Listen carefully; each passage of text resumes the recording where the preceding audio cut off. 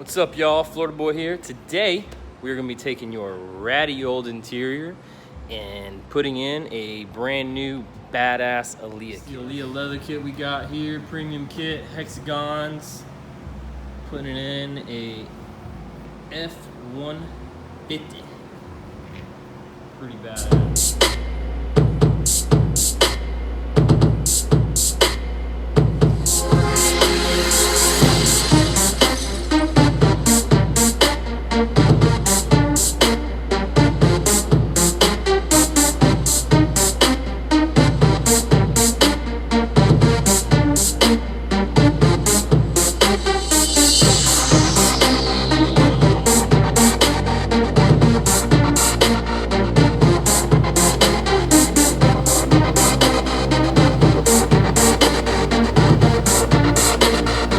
I totally forgot about even doing this before we already gutted it, but first things first,